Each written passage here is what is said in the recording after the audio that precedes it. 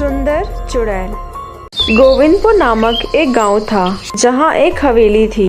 उस हवेली के पास गांव वाले कभी भी नहीं जाते थे। उनका मानना था कि उस हवेली में एक भूतनी रहती है। गांव वाले रात को उस हवेली के पास जाने से भी डरते थे, क्योंकि सुंदर भूतनी लोगों का मन ललचा लिया करती थी। आदमी लोग उस सुंदर भूतनी को देखकर उसके चंगुल में फंस जाते और वो उस पर डोरे डालने लगते। सुंदर भूतनी उन्हें अपने बातों में फंसाकर हवेली में ले जाती थी और मार डालती थी। ये बात सुनकर ही राहुल और मोहन बड़े हुए थे। वे लोग भी कभी उस हवेली के पास से नहीं गुजरते थे। वे हवेली बेहद वीरान थी। धीरे धीरे समय बीता, साल बीतते चले गए। राहुल और मोहन जब हाथ पकड़कर स्कूल जाते थे, बचपन में एक साथ खेला करते थे। अब वो धीरे धीरे बड़े हो गए। अब तो वो घर वालों से पूछे बिना कहीं भी निकल जाते थे। रात भर घूमते, मस्ती करते और देरी से घर आते थे। राहुल और मोहन को बहुत डांट पड़ती, पर गांव में वे सबके लाडले थे। वे सबका काम करते, पढ़ाई में भी होशियार थे, अच्छा कमा भी लेते थे, इसलिए कोई उसे कुछ कह नहीं पाता था। लेकिन दोनों की यारी बहुत पक्की थी। दोनों हमेशा हर जगह एक साथ आते और एक साथ ही जाया करते। एक बार राहुल और मोहन दोनों रात को उस हवेली के पास से गुजर रहे थे। अरे मोहन, तूने इस हवेली के बारे में सुना है क्या? अरे हाँ राहुल, इसी हवेली के बारे में तो मैं सुन के पूरा बचपन बिता दिया यार। अरे तुझे पता है इस हवेली में एक भूतनी रहती है। सुना है वो बहुत खूबसूरत है। खूबसूरत है तो क्या हुआ, भूतनी तो भूतनी होती है। तो क्या उसके पीछे चला जाएगा? अरे चल के तो देखते हैं ना यार, आखिर इतनी सुंदर भूतनी से भी क्या डरना। अच्छा बाबा मिल जाए तो चले जाएंगे, पर पहले मिले तो सही। अरे हो तो मजा आ जाएगा। आ जाए काश भूतनी मेरे आगे, मैं तो उसके साथ चला जाऊंगा। वैसे भी हमेशा तेरे साथ ही घूमता रहता हूँ, अब मुझे कोई नया दोस्त चाहिए। दोनों दोस्त ऐसे ही मजाक करते करते उस हवेली के पास से गुजरते हैं। लेकिन कुछ दूर चलने पर ही उन्हें घुंघरू की आवाज आने लगती है। वे आवाज सुनकर दोनों घबरा जाते हैं। अरे मोहन, तूने वो आवाज सुनी? हाँ राहुल सुनी। अरे यार, मुझे बहुत डर लग रहा है। अरे डरने की क्या बात है, पीछे मुड़कर तो देखते हैं। उन्हें पीछे से आवाज आती है। राहुल, मोहन। दोनों घबराकर पीछे मुड़कर देखते हैं, लेकिन जब वो पीछे मुड़कर देखते हैं तो वो देखते ही रह जाते हैं। एक बेहद सुंदर लड़की उनके पीछे खड़ी थी। उसके लंबे लंबे बाल, काली काली आंखें, पतली कमर और गोरा रंग देखकर राहुल और मोहन हैरान रह जाते हैं। उन्होंने अपनी जिंदगी में इतनी सुंदर लड़की कभी नहीं देखी थी। दोनों ने डरकर एक आवाज में कहा, कहिए क्या करना है? अरे तुम दोनों मुझे देखकर घबराओ मत, मैं तुम्हारी दोस्त बनना चाहती हूँ। मोहन आगे बढ़ता है, लेकिन राहुल उसे रोक लेता है और वो कहता है, अरे पागल है क्या? तुझे पता है ना ये भूतनी है। अरे तुम दोनों आपस में क्या बड़बड़ा रहे हो? मैं भूतनी नहीं हूँ, मैं भी तुम्हारी तरह इंसान हूँ। मुझे भी दोस्त चाहिए, क्या तुम दोनों मेरे दोस्त बनोगे? भूतनी इतनी सुंदर थी कि राहुल और मोहन दोनों उसके तरफ आकर्षित हो जाते हैं। लेकिन फिर भी राहुल हवेली में नहीं जाता। राहुल मोहन को बहुत समझाता है और उसका हाथ पकड़ लेता है, लेकिन मोहन बिल्कुल नहीं मानता। वो तो भूतनी से दोस्ती करने के लिए बेकरार था। वो उसके पीछे पीछे हवेली में चला जाता है। काफी देर राहुल उसका इंतजार करता है, लेकिन मोहन नहीं आता। ये सोचकर राहुल घबरा जाता है और वापस घर चला जाता है।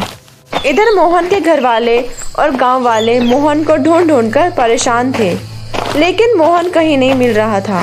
ये देखकर राहुल भी परेशान हो गया। राहुल को अपने दोस्त की बहुत याद आ रही थी। उसने गांव वाले को सारी बात सच सच बताई। गांव वालों ने कहा, अरे हमने तो तुमसे पहले ही कहा था कि वहाँ मत जाया करो, लेकिन तुम नहीं माने। अरे सरपंच जी, आप ये बताइए कि आप मेरी मदद करेंगे कि नहीं?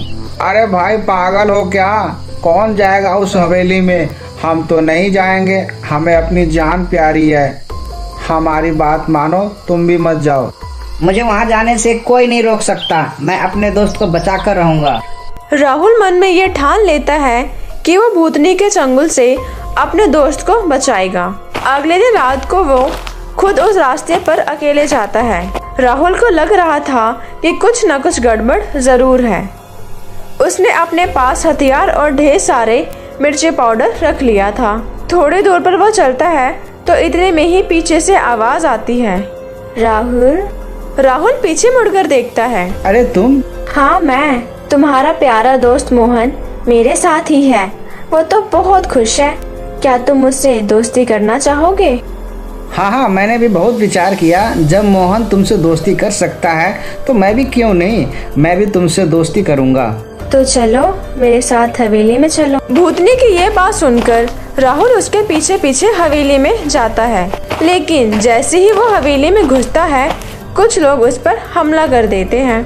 क्योंकि राहुल पहले से ही तैयार था, उसने अपनी जेब से मिर्ची पाउडर निकाला और हमला करने वाले सारे लोगों पर फेंक दिया। अब तो उन गुंडों की आंखें बुरी तरह से जलने लगी। राहुल ने अपने सामने देखा कि हवेली में बहुत सारे लोग बंधक बनाए हुए थे। वो फटाफट भागकर सब लोगों को खोल देता है। सब लोगों को राहुल चिल्लाकर कहता है, भाइयों इनके जाल से बचना है तो अभी इन्हें मारो। सब लोग इकट्ठा होकर उन गुंडों को पीटने लग जाते हैं। सब लोग गुंडों को बहुत पीटते हैं और उन्हें कुर्सी से बांध देते हैं। राहुल ने मोहन को गले से लगा लिया और मोहन जोर जोर से रोने लगा। भाई मैंने तुम्हारी बात नहीं मानी और आज देखो मैं किस हालात में हूँ। वह तो ठीक है मोहन, लेकिन इन लोगों ने तुमसे करवाया क्या? भाई दरअसल ये लोग बहुत बड़े लुटेरे हैं। ये लोगों की आंखें और किडनियाँ निकालते हैं और लोगों को मार कर फेंक देते हैं। मेरी भी एक किडनी निकालने वाले थे और मेरे साथ जितने भी लोग यहाँ पर बंधे हुए हैं वो उन सब की किडनी निकालने वाले थे। यह इन किडनियों को विदेशों में मोटे दाम पर बेचते हैं। राहुल सारा माजरा समझ गया। उसने तुरंत पुलिस को बुला लिया। पुलिस ने उन सारे गुंडों को पकड़कर जेल भिजवा दिया। सब लोगों ने राहुल के समझदारी का धन्यवाद दिया, पर मोहन ने पूछा, राहुल तुम्हें कैसे लगा इस हवेली में भूत नहीं है? अरे तुम्हें पता है, जब तुम खो गए थे ना, कोई भी मेरी मदद करने को तैयार नहीं था, लेकिन मैंने सोच लिया था कि मैं तुम्हें बचाकर ही रहूंगा। मैंने उस भूतनी का पीछा किया लेकिन मुझे कोई सुराग नहीं मिला। फिर कई दिनों तक मैं इस हवेली के पास मंडराता रहा। एक दिन इस हवेली में से मुझे कुछ आवाजें आई और मैंने खिड़की से झांक कर देख लिया। इसके बाद मैंने सारे हथियार और मिर्ची पाउडर अपने पास रखे और देखो यह कमाल मैंने कर दिखाया। राहुल की समझदारी पर सब लोग उसे धन्यवाद देते हैं और मोहन खुशी से उसे गले लगा लेता है। तो आपने देखा दोस्तों सुंदर चुड़ैल की कहानी। इस कहानी से हमें ये सीख मिलती है कि समझदारी से काम लेने पर हर मुसीबत आसान हो सकती है। अगर आपको हमारी ये कहानी अच्छी लगी हो तो ज़रूर लाइक करें, और अगर आपको ऐसी ही और कहानियाँ देखना पसंद हो तो हमारे चैनल को ज़रूर सब्सक्राइब करें।